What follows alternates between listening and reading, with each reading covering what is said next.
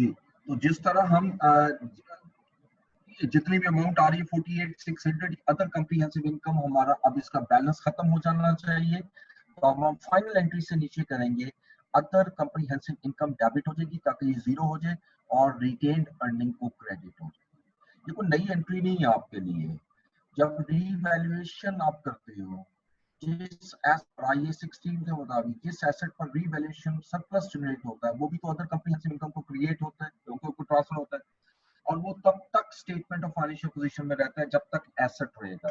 जैसे ही एसेट हमारा सेल हो जाएगा, जिस दिन सेल हो जाएगा, ऑलवेज रिमेंबर उसी दिन आपका other comprehensive income retained earning को ट्रांसफर होता है, ठीक है, ताकि उसका बैलेंस ही खत्म हो। जो एसेट डी रिकॉग्नाइज हो गया उसके अदर कंप्रीहेंसिव भी डी रिकॉग्नाइज हो जाए। जितना मैंने आपसे डिस्कस किया, this is only financial assets. अब हम इसके बाद हम लेंगे फाइनेंशियल लाइबिलिटीज, और फाइनेंशियल लाइबिलिटीज का पोर्शन इतना ज्यादा आपकी बुक में नहीं दिया हुआ, थोड़ा सा इससे डिस्कस किया। और दूसरा ये है कि उसमें मेथड में सिर्फ दो ही होते हैं, उसमें 4 मेथड हमारे पास नहीं होते, उसमें सिर्फ 2 ही मेथड होते हैं, और उन्हीं 2 मेथड्स को हम यहाँ पर अब डिस्कस करेंगे, ठीक है जी। नेक्स्ट चले,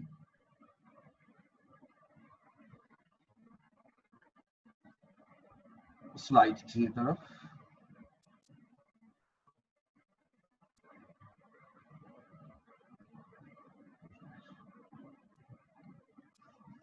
अब आइएगा फाइनेंशियल लाइबिलिटीज की तरफ। At initial recognition, financial liabilities are classified as subsequently measured at amortized cost. पहले एक चीज हमेशा याद रखना है, फाइनेंशियल लाइबिलिटी सिर्फ और सिर्फ एक ही मेथड है, और वो है amortized cost। लेकिन स्टैंडर्ड इसके अलावा हमें ये चॉइस देता है कि अगर कंपनी मिसमैच में जा रही है, या अगर वो डिफरेंट अकाउंटिंग ट्रीटमेंट है कुछ फाइनेंशियल एसेट का जो सिमिलर नेचर के है, उस सूरत में वो इसको fair value through profit and loss भी ले जा सकती है। और जब उसको fair value through profit and loss में लेकर जाएगी, तो याद रखिएगा वहाँ इररिवोकेबल इलेक्शन सेलेक्ट करना पड़ेगा इनिशियल रिकॉग्निशन पर, ठीक है। तो यहाँ पर अब इसको दोबारा देखिएगा, इनिशियल रिकॉग्निशन पे financial liabilities are classified at subsequently measured at amortised cost with specific exceptions. अब एक्सेप्शन क्या है? Including derivatives that are liabilities at the reporting date. अगर आपकी कोई डेरिवेटिव्स है, जैसे मैंने आपको कहा था ये हमारे सिलेबस में नहीं है, लेकिन यहाँ पर हम थ्योरेटिकली डिस्कस जरूर कर रहे हैं कि अगर कोई डेरिवेटिव आपके पास पर मौजूद है लायबिलिटी की फॉर्म में, फाइनेंशियल लायबिलिटी की फॉर्म में रिपोर्टिंग डेट को, तो वहां पर आप इसको अमोर्टाइज कॉस्ट पर मेजर नहीं करेंगे। Financial liability that might arise when a financial asset is transferred, but this transfer does not satisfy the derecognition criteria। यानी जहां पर फाइनेंशियल लायबिलिटी जो है उसके थ्रू आप जो उसको ट्रांसफर करोगे थ्रू फाइनेंशियल एसेट, ये ज्यादातर डेरिवेटिव में होता है। मिसाल के तौर पे मैंने फ्यूचर बाय किया, और फ्यूचर मैंने 3 मंथ का बाय किया है, आफ्टर 1 मंथ मेरी फाइनेंशियल लायबिलिटी क्रिएट होती है, उसको मैं डिस्चार्ज करूंगा थ्रू फाइनेंशियल एसेट, लेकिन इससे मेरी डी रिकॉग्निशन नहीं होगी। ये याद रखिएगा, डी रिकॉग्निशन नहीं होगी, डी रिकॉग्निशन आफ्टर 3 मंथ्स ही होगी, ठीक है, क्योंकि मैंने 3 मंथ का डेरिवेटिव लिया हुआ। सो एनी उसके बाद नेक्स्ट आइएगा, मैंने बताया था ये हमारे सिलेबस में नहीं, इसलिए मैंने सिर्फ एग्जांपल के तौर पे आपसे डिस्कशन की। अब आइएगा इररिवोकेबल इलेक्शन। तो पहले तो डिसाइड हो गया कि हमने लेके जाना है अमोर्टाइज कॉस्ट में, लेकिन वो कहता है company is allowed to designate a financial liability as measured at fair value through profit and loss. This designation can only be made if it eliminates or significantly reduces a measurement of recognition inconsistency। यानी इनकॉन्सिस्टेंसी को reduce करने के लिए आप इसको ले सकते हैं। मिसाल के तौर पे इससे पहले आप financial liability through profit and loss ले रहे थे, और उसके बाद फिर डी रिकॉग्नाइज होगी, अब ये दोबारा रिकॉग्नाइज हुई है, और आप इसको अगर उसको अगर आप अमोर्टाइज कॉस्ट पे ले रहे हो, तो कई दफा आपका इनकंसिस्टेंसी क्रिएट होती है। तो इसलिए उसको रोकने के लिए कई दफा आप इसको fair value through profit and loss लोगे, लेकिन इसको डेजिग्नेट करना जरूरी है। Number 2, this would allow the company to reflect a documented risk management strategy, ठीक है। तो इस सूरत में वो कहता है कि ये कंपनी अपनी जो डॉक्यूमेंटेड रिस्क मैनेजमेंट स्ट्रेटजी है उसको रिफ्लेक्ट करे, ठीक है। अब रिस्क मैनेजमेंट पॉलिसी क्या स्ट्रेटेजी क्या होता है कि जो फाइनेंशियल लाइबिलिटीज हैं उसके अंदर रिस्क कितना क्रिएट हो रहा है, ये याद रखिएगा। जब रिस्क बढ़ता जाता है तो इंटरेस्ट भी ज्यादा हो जाता है, रिस्क कम होगा तो इंटरेस्ट भी कम होता है। Any such designation is irrevocable. If a financial liability is measured at fair value, any change due to the company's own credit risk is recognized in other comprehensive income. बस ये आखिरी point था जिसमें ज़हन में रखना है, not profit and loss. अच्छा, अब अगेन क्रेडिट रिस्क की कैलकुलेशन हमारे सिलेबस में नहीं है, ठीक है सर, डिस्कशन तक है। क्रेडिट रिस्क जितना भी वो हमें दे देगा, अगर क्रेडिट रिस्क की वजह से आपकी फाइनेंशियल लाइबिलिटी की फेयर वैल्यू में चेंज आ रही है, फेयर वैल्यू में चेंज आ रही है, तो याद रखिएगा वो चेंज जो है वो मैं अदर कम्प्रिहेंसिव इनकम में लेके जाऊंगा, उसको प्रॉफिट एंड लॉस में नहीं लेके जाऊंगा। लेकिन अगर अदर देन क्रेडिट रिस्क मेरी फेयर वैल्यू चेंज हो रही है फाइनेंशियल लाइबिलिटी की, ठीक है, तो उस सूरत में याद रखिएगा कि फिर वो प्रॉफिट एंड लॉस में लेके जाएगा। सो नेक्स्ट आएगा measurement of financial liabilities. Initially, all the financial liabilities are measured at fair value. जितनी भी फाइनेंशियल लाइबिलिटी आप उसको फेयर वैल्यू पर मेजर करेंगे और and transaction cost is deducted. अच्छा, फाइनेंशियल एसेट में हम ये पढ़ते आए हैं कि आपकी जो ट्रांजैक्शन कॉस्ट है वो ऐड होती है। अब जरा इसकी लॉजिक बड़ी सिंपल सी, अगर एग्जाम में भूल जाए तो देखिएगा, एक होता है फाइनेंशियल एसेट और एक है फाइनेंशियल लाइबिलिटी। जिस वक्त मैं परचेज करता हूँ यानी इशू करता हूँ क्योंकि एक फाइनेंशियल एसेट परचेज किया जाता है, लाइबिलिटी इशू की जाती है, ठीक है। या इनिशियल का वर्ड लिख लेता हूँ, इनिशियली फाइनेंशियल एसेट में कैश जो है वो आउटफ्लो होता है, क्योंकि मैं खरीदता हूँ कैश आउटफ्लो होता है। और फाइनेंशियल लाइबिलिटीज में जब मैं कोई लाइबिलिटी डिबेंचर बॉन्ड इशू करूंगा तो मेरे पास कैश इनफ्लो आएगा। ये दो चीजें पहले माइंड में रखिएगा। अब आइएगा ट्रांजैक्शन कॉस्ट। इनिशियली जब मुझे पे करनी पड़ती है ट्रांजैक्शन कॉस्ट, तो मैंने पे करनी है, तो transaction cost is an outflow, either it is a financial asset और it's an outflow, whether it is a financial liabilities. तो टेक्निकली भी देखते तो एक ही चीज हुई, यहाँ हम ऐड क्यों करते थे, क्योंकि दोनों कैश मेरे आउट हो रहे हैं और यहाँ पर एक कैश इंक्रीज हो रहा है, एक डिक्रीज हो रहा है, तो लेस ही होगा ना, तो इसलिए कोई ऐसी चीज नहीं तो नहीं है। सिर्फ मैंने आपको थोड़ा सा और तरीके से इसको समझा दिया। अगर एग्जाम में हो गया तो फौरन आप इसको स्केच बना के या माइंड में बना के स्केच बना के इसको देख लो। तो जितनी भी ट्रांजैक्शन कॉस्ट है वो आपकी इस केस में डिडक्ट होगी फ्रॉम, अगर आप उसको मेजर कर रहे हैं अमोर्टाइज्ड कॉस्ट में, क्योंकि यहाँ तो मेथड ही दो है। देखो फाइनेंशियल एसेट में हमने 4 मेथड पढ़े थे, मेथड तो 3 है लेकिन 4 हिस्सों में डिवाइड किया था। एक तो था amortized cost, second fair value through other comprehensive income debt instrument, फिर हमने पढ़ा था fair value through other comprehensive income equity instrument, और आखिर में हमने पढ़ा था फिर fair value through profit and loss. और ये इसको मैं सम अप करूं तो तीनों केसेस में जो ट्रांजैक्शन कॉस्ट है वो हमारी ऐड हुई थी इसमें, इन तीनों में, और इसमें प्रॉफिट एंड लॉस में चार्ज होते हैं। सेम यही कॉन्सेप्ट यहाँ पर रखना है। जब फाइनेंशियल लाइबिलिटी में आता हूँ सिर्फ 2 ही मेथड है, एक अमोर्टाइज कॉस्ट और दूसरा मेथड है मेरा fair value through profit and loss, बस 2 ही method.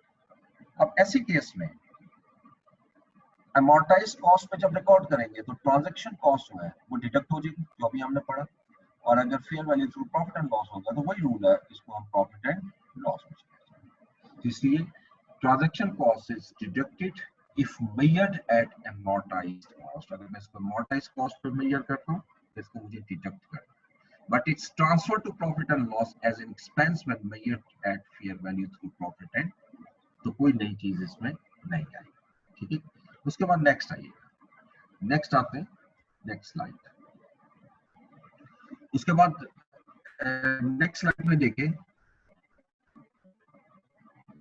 Financial liabilities at amortized cost are measured at amortized cost। जितनी फाइनेंशियल लाइबिलिटीज हैं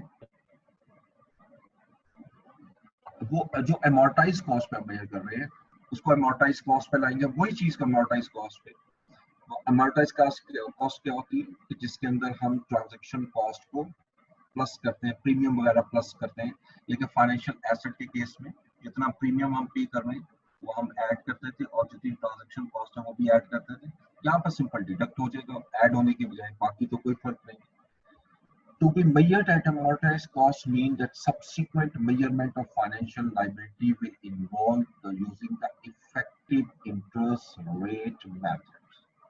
Same way, method also means that interest on liability will be recognized in profit and loss over its life. यानी इसमें अगर मैं इसी को उसी context में लाऊं तो यहाँ पर हम वही टेबल बनाएंगे, फाइनेंशियल लाइबिलिटीज ब्रॉट फॉरवर्ड। ठीक है, अब फाइनेंशियल लाइबिलिटी ब्रॉट फॉरवर्ड जो है ये अमोर्टाइज्ड कॉस्ट में आएगी, जो भी अमोर्टाइज्ड कॉस्ट कैलकुलेट होगी 0 ईयर में। ठीक है, उसके बाद आप फाइनेंस कॉस्ट निकालोगे, वहां तो इंटरेस्ट इनकम निकालेगी, यहाँ फाइनेंस कॉस्ट निकलेगी और इस पे जो रेट होगा वो IRR यानी इफेक्टिव रेट होगा, इसको इफेक्टिव इंटरेस्ट रेट भी कहते हैं। ये कैलकुलेट होगी AC यानी अमोर्टाइज कॉस्ट, ये वाला बैलेंस इनटू ये पहले साल की कैलकुलेशन बता रहा हूं, परसेंटेज ऑफ IRR। फिर उसके बाद फाइनेंस कॉस्ट पेड, जो फाइनेंस कॉस्ट आप पे कर रहे हो, जो पे कर रहे हो वो किस पे निकलेगी, face value into coupon rate, यानी ये एट कूपन रेट होती है, इसको हम फेस वैल्यू, कि फेयर वैल्यू ना लीजिएगा, ये face value into coupon rate, इस तरह बाहर निकाल, कोई फर्क नहीं है, सेम वही चीज है जो मैं कैलकुलेट कर रहा हूँ, ये माइनस होगी और उस सूरत में मेरी फाइनेंशियल लाइबिलिटी का क्लोजिंग बैलेंस आ जाएगा। ठीक है, ये प्लस माइनस होने के बाद, और यही क्लोजिंग बैलेंस जब ओपनिंग बनेगा तो अगले साल जो फाइनेंस कॉस्ट है वो ओपनिंग बैलेंस पे निकलेगी। ये अमाउंट मेरी फिक्स रहती है, जैसे फाइनेंशियल इनकम में भी हमने कैलकुलेट किया था। अब इसमें ये जो फाइनेंस कॉस्ट आ रही है, that shall be charge to profit and loss, ये जो आखिर में लिख रहे हैं, interest on the financial liability या liability will be recognized in the profit and loss over its life। तो जितने साल आते जाएंगे तो सालों में आप इसको ट्रांसफर करते जाओगे प्रॉफिट एंड लॉस। ठीक है, तो ये सिमिलर मेथड है, सिर्फ वहाँ एसेट था, यहाँ लाइबिलिटीज है। तो अगर इसकी एंट्री देखें तो जब आप इनिशियली पहली एंट्री होगी कैश डेबिट, कैश आपके पास आ रहा है, और फाइनेंशियल लाइबिलिटी क्रेडिट, ये अमोर्टाइज कॉस्ट पे आ जाएगा इस अमाउंट तक। ठीक है, उसके बाद फिर मैं ये दोनों की कंपाउंड एंट्री जब अगर करूं, इंटरेस्ट मुझे पे करना है, इंटरेस्ट को मैं डेबिट करूंगा जितनी अमाउंट पे कर रहा हूं, और उसके बाद अगर अलग अलग एंट्री कर लें इसको, तो अभी अलग कर लें तो बेहतर है, क्योंकि वो अमाउंट होगी तो ज्यादा बेहतर एंट्री होती है। तो अगर इसकी एंट्री करूं तो इंटरेस्ट एक्सपेंस डेबिट हो जाएगा मेरा, जो प्रॉफिट एंड लॉस में चार्ज होना है, और फाइनेंशियल लाइबिलिटी बढ़ जाएगी, फाइनेंशियल लाइबिलिटी क्रेडिट, और उसके बाद जिस वक्त मैं पेमेंट करूंगा तो फाइनेंशियल लाइबिलिटी डेबिट हो जाएगी और कैश क्रेडिट। तो ये सिर्फ उससे इनवर्स एंट्री हो रही है क्योंकि वो एसेट था और ये लाइबिलिटी, बाकी इसमें कोई फर्क नहीं। इसे आगे देखें तो वो लिखते हैं जी, financial liabilities at fair value through profit and loss shall subsequently be measured at fair value with a change in fair value to profit and loss. यानी इसको आप रिकॉर्ड करोगे थ्रू प्रॉफिट एंड लॉस। अभी जैसे debt instrument और equity instrument में हम कर रहे थे, फाइनेंशियल एसेट में भी सिंपल उसकी फेयर वैल्यू मेजर करोगे, और जितनी फेयर वैल्यू में चेंज आ रही है वो सारी की सारी आप ट्रांसफर कर दोगे प्रॉफिट एंड लॉस।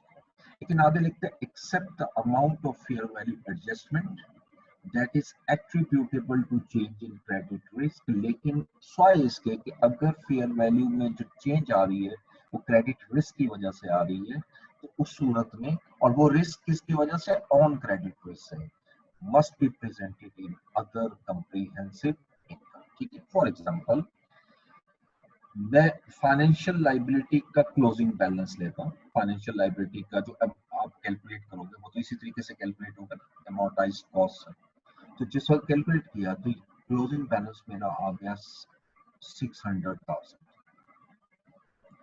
अच्छा, मैं जब फेयर वैल्यू लेता हूँ, फेयर वैल्यू, और फेयर वैल्यू आती है इसमें 630,000।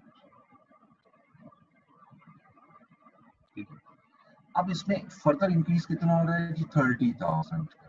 ये लाइबिलिटी मेरी इंक्रीज हो रही है, इंक्रीज इन लाइबिलिटी बाय 30,000। उसके बाद फिर आपने देखना है क्या ये 30,000 जो फेयर वैल्यू चेंज हो रही है ये कहीं ऑन क्रेडिट रिस्क की वजह से तो नहीं हो रही। अब देखिएगा, फर्ज कीजिएगा ये टोटल इंक्रीज जो है वो 30,000 है ना, जो अभी निकालना, इसमें हम अज्यूम करते हैं कि 10,000 क्रेडिट रिस्क की वजह से हुआ। इसका मतलब है कि बाकी 20,000 जो है वो फेयर वैल्यू की वजह से,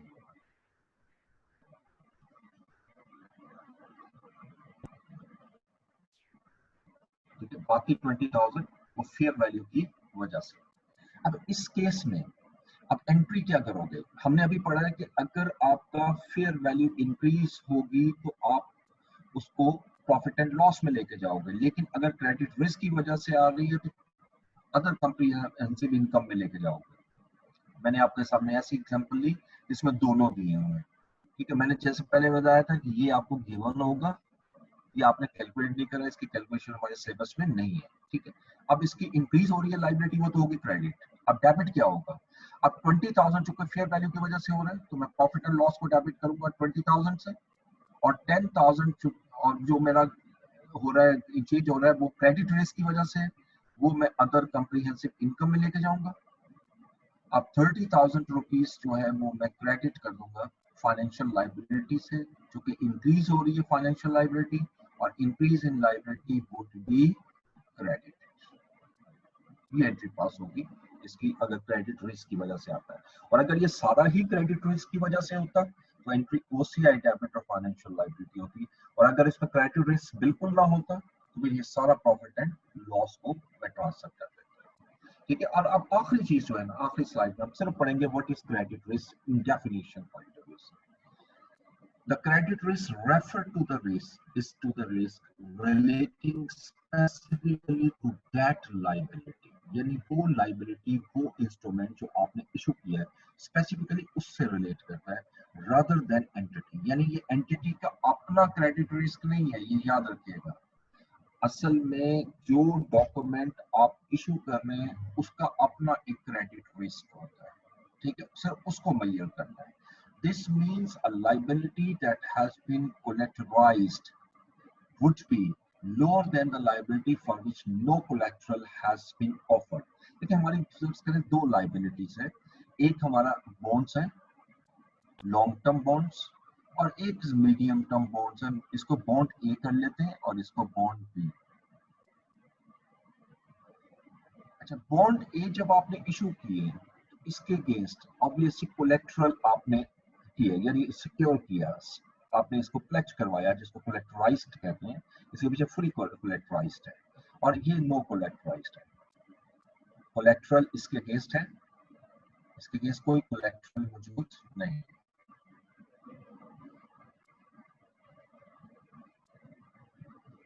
अच्छा, अब याद रखिएगा ऐसे बॉन्ड जिसके अगेंस्ट कोलेट्रल मौजूद है, इसका मतलब इसमें सिक्योरिटी ज्यादा हुई, ये सिक्योर हुए, और सिक्योर होने की वजह से इसके अंदर लो क्रेडिट रिस्क होगा, लो क्रेडिट रिस्क। लेकिन ऐसे बॉन्ड्स जिसके अगेंस्ट कोलेट्रल जो है वो आपके नहीं होता, वो दूसरे लफ्जों में अनसिक्योर भी हो जाते हैं, और इसमें हाई क्रेडिट रिस्क होता है। अब जो चीज मैं समझाना चाह रहा हूँ वो जरा सुनिएगा।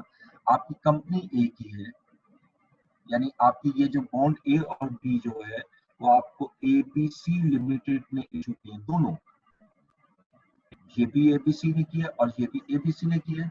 अब अगर मैं दोनों बॉन्ड्स को देखूं तो एक में क्रेडिट रिस्क कम है, एक में क्रेडिट रिस्क ज्यादा है, इसलिए ये बड़ा क्लियरली लिख रहा है कि credit risk referred is the risk relating specifically to that liability rather than as an entity, क्योंकि एंटिटी की अपनी रेटिंग भी होती है ना, क्रेडिट रेटिंग, ठीक है, ये बिल्कुल आपके पास अवेलेबल होती है। इसको अप्लाई नहीं करना है, आपने अप्लाई करना होता है इन दो को। बहरहाल अगेन डिस्कशन ज्यादा करने की जरूरत इसलिए नहीं है कि हमें इसमें से कोई क्वेश्चन वो कैलकुलेशन आनी, क्योंकि इसकी कैलकुलेशन काफी डिफरेंट होती है और लेंथी तरीके से हम कैलकुलेट करते हैं, वो आपके सिलेबस में नहीं है, ठीक। सो ये हमारा पूरा स्टैंडर्ड था IFRS 9, और इसमें कोई मुश्किल चीज नहीं है, सिर्फ आपने ख्याल करना है दोनों को आपने अलग अलग लेके चलना, फाइनेंशियल एसेट को और फाइनेंशियल लायबिलिटी को। ज्यादा क्वेश्चन इसमें देता है वो फाइनेंशियल एसेट का, ठीक है, जो हमने पहला हिस्सा पढ़ा, इसलिए क्वेश्चन में भी वो ज्यादा डिस्कस नहीं कर रहा फाइनेंशियल लायबिलिटीज को। ठीक हो गया। अच्छा, अब मैं जरा पहले अटेंडेंस लगा लूं, फिर आपकी तरफ आता हूँ और आपसे क्वेश्चंस लेता हूँ, उसके बाद नेक्स्ट हमारा जो नया अमल है उसको भी डिस्कस करेंगे।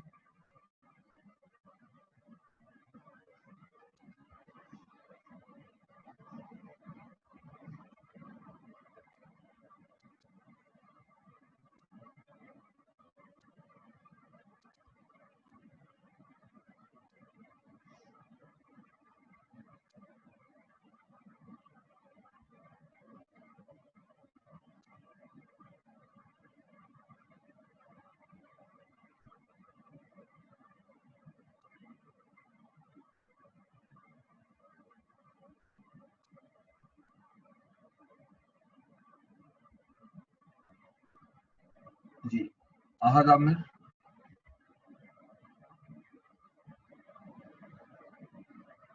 Alisha,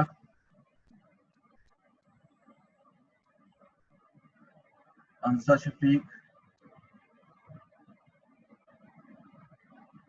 Arsalan Zafar,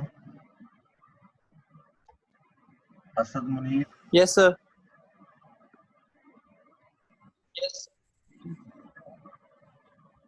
yes sir. ठीक हो गया।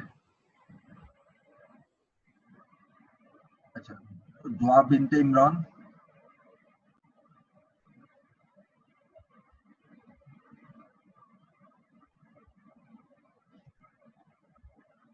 अच्छा ये एमन कौन है? स्टूडेंट्स का नाम नहीं आ रहा यहाँ पर। चलो देखते हैं आगे अटेंडेंस में। दूल्हा सर शहबाज, की सीए में की है। Present sir. Sorry sorry, okay okay. अच्छा एक मिनट है, ये सर दोबारा फेटो लगानी की पड़ेगी, ये सीएम में की लगा रहा हूं। ठीक है जी, ठीक है, thank you. Abdullah Shaukat, Ahmad Ishfaq, Ansa Shafiq, present. Arsalan Zafar ये प्रेजेंट था, ठीक है, अहमद मुजीब भी प्रेजेंट, मैं Shahbaz, yes sir. Maan Tariq, present sir. कौन एब्सेंट है? अहमद इशफाक प्रेजेंट। प्रेजेंट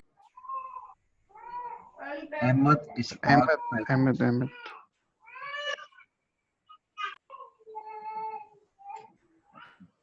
जी जी।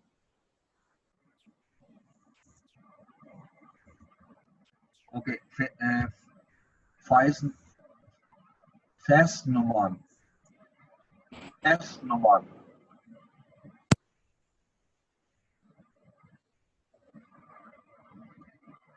फैस नुमान। ओके, फाहद अहमद ख्वाजा,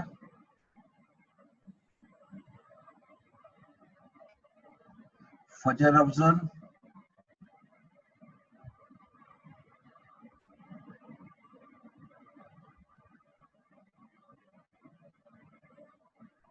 उसके बाद Gule Rana, present sir. Hamadullah, okay, Hamadullah Sajid, Hania Khalid, present sir.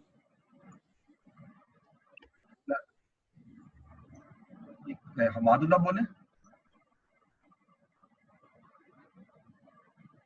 Sir present.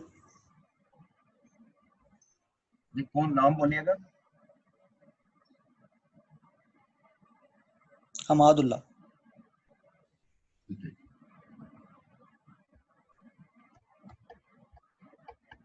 हिरा Nahid, Javeria Zafar, Memona Zubair, Bahvish Khan, present sir. Mishal Zameer, present sir. Mohammad Ahmed, present sir. Mohammad Ali खरल,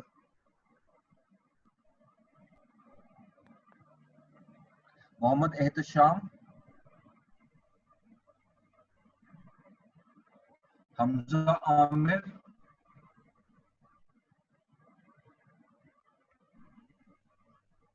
Kazim Raza, Present, sir. Mohammad Usman, Yes, sir. Mohammad Zakariya, Present, sir. Munibul Hassan, Nawal फखर,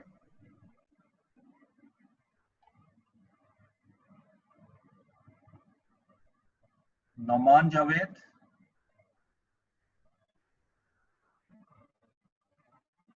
तलवशा Mahmood, Present, sir. Qurratulain Aslam, Rabia Saqib, Present, sir. Shahid अकरम,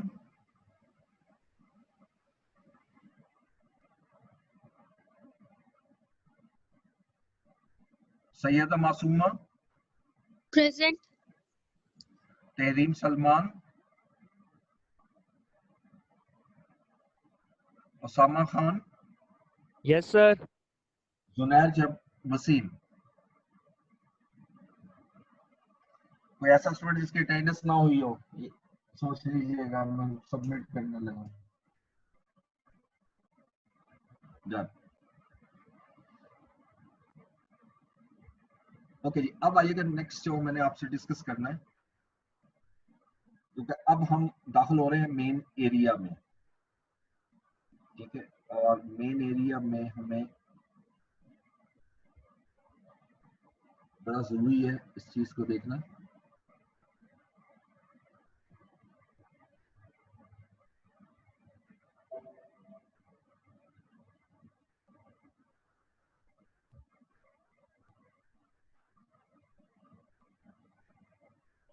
ये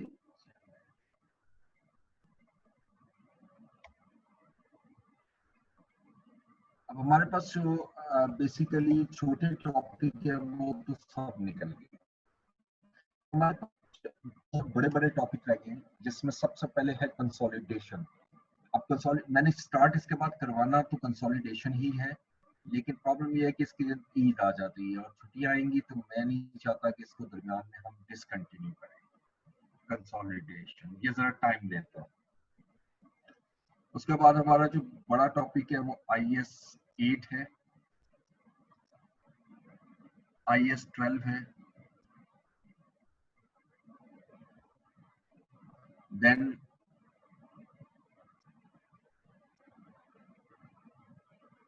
उसके बाद lease आ जाएगा IFRS 16।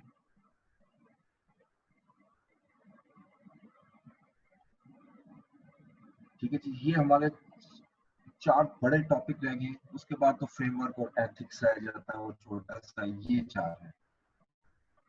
तो अब इसमें हम स्टार्ट कर सकते हैं। डेफर्ड टैक्स मेरा ख्याल हम पहले करेंगे। उसकी बेसिक रीजन ये है कि deferred tax will be applicable in IAS 8 और IAS 12 ही एप्लीकेबल होगा IFRS 16 पर, लेकिन थोड़ा सा टफ है। और IFRS 16 as compare to IAS 12 जरा आसान है। तो हम इसको स्टार्ट करेंगे IAS 12 को, और इसके लिए बड़ा जरूरी है कि कोशिश ये करें कि आप लोग अटेंडेंस आपकी पूरी हो। क्लास अटेंडेंस जो है ना वो काफी डिस्टर्बिंग है, और मुझे कुछ स्टूडेंट्स ने रब्ता भी किया, सुबह 9 बजे क्लास रख लेते हैं रोजों में, तो बहुत मुश्किल होता है। ठीक है, तो मेरा ख्याल है कोई मसला नहीं है, रोजों में कोई इतना टाइम नहीं लगता। इतना कौन सा मसला कि 9 बजे क्लास है या 10 बजे क्लास है, तो उठा करें सुबह। तो आज सिर्फ और सिर्फ मेरा ख्याल 16 या 17 बच्चे जो हैं वो आपके प्रेजेंट है, बाकी सारे के सारे एब्सेंट है। ये 19 आ रहे हैं डेफिनेट, इसमें हमारे 3 बंदे हम भी शामिल होते हैं, इसकी वजह से आपके 19 आ रहे हैं। तो 16 स्टूडेंट्स आज प्रेजेंट थे। तो एनी हो, अब हम नेक्स्ट जो स्टार्ट करेंगे वो IAS 12 होगा। IAS 12 डेफर्ड टैक्स, ठीक है। तो ये हम स्टार्ट प्रॉपर्ली कल की क्लास में, यानी कल से मतलब नेक्स्ट क्लास में ही करेंगे। अब आज मैं नहीं शुरू करूंगा इसको। अगर कोई क्वेश्चन है तो जरूर पूछें, अदरवाइज फिर हम क्लास ऑफ कर देंगे। सर मैंने क्वेश्चन पूछना है। जी सर ये जो FAR2 की बुक है इसके अंदर जो एग्जांपल्स दी हुई हैं वो हाँ जी काफी कम है प्रैक्टिस के लिए मेरे ख्याल में। अगर जो है ना जी प्रैक्टिस बिल्कुल। मजीद करनी हो तो बुक से कर लें या कोई और बुक आप रेफर करेंगे वहां से प्रैक्टिस करूँ ठीक है, आप FAR2 बुक के कोई लिए? भी ले लें, राइस की लेनी है राइस की ले लें, मुझे कोई इतराज नहीं है। उसके सारे सोल्यूशन जो है ना, क्योंकि अब जैसे कंसोलिडेशन है ना, इसका इसको 2-3 तरीकों से किया जाता है। इवन आई कैप के भी आप सोल्यूशन डिफरेंट देखेंगे, ये मुख्तलिफ तरीकों से किया जाता है। तो मेरा एक अपना स्टाइल है इसको पढ़ाने का। तो फिर सोल्यूशन की तरफ नहीं जाना पड़ेगा आपको, सोल्यूशन आपको खुद देखने पड़ेंगे, खुद बनाने पड़ेंगे, खास तौर पे कंसोलिडेशन के। बाकी चल जाता है, बाकी कोई इतना मसला नहीं। ठीक है, तो बुक ले लें प्रैक्टिस के लिए, उसमें कोई हर्ज नहीं। लेकिन आगे ये जो मेन टॉपिक है इसके क्वेश्चंस मैं कुछ दूंगा भी आपको, जो मेन टॉपिक्स है। तो राइस की बुक ओके ले सर। लें। ठीक है,